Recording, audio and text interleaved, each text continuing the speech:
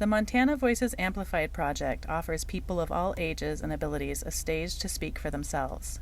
The series is hosted by the Montana Family to Family Health Information Center, a program of the Rural Institute for Inclusive Communities at the University of Montana.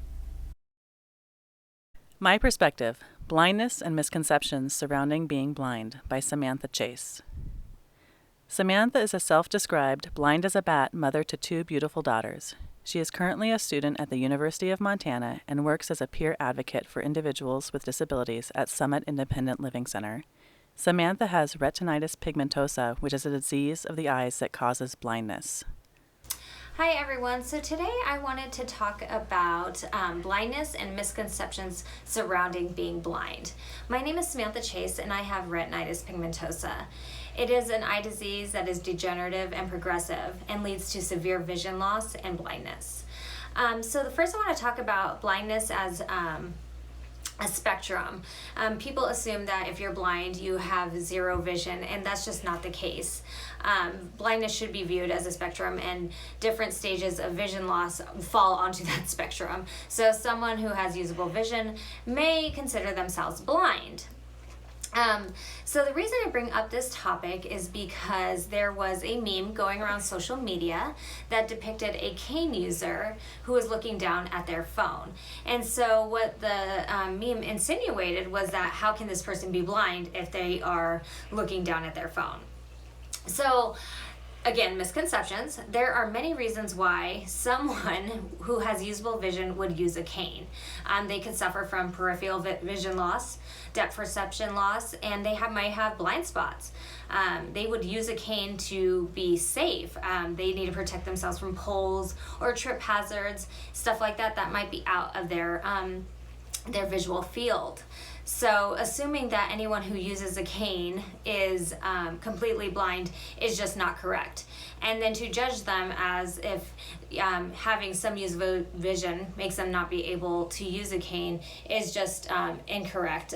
There's a lot of reasons to use a cane, and it takes a lot of courage. I know that when I was a teenager and found out that I would eventually be blind, that I would need to use a cane, I swore up and down I would not use a cane, and now I'm 7 years in on using a cane every single day.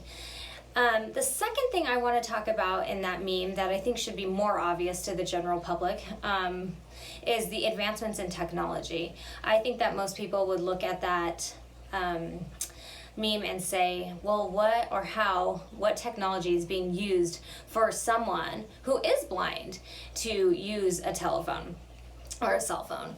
And so someone who is completely blind could absolutely use a phone. There are screen readers and other accessibility things on our phone to let us be able to use a phone. I do have some usable vision, but I use a screen reader all the time. I do not have enough vision to look at my phone and read what's on my phone. So I definitely use a screen reader. And even though I can't see what's on my phone, I definitely look down at my phone while it is reading out loud to me.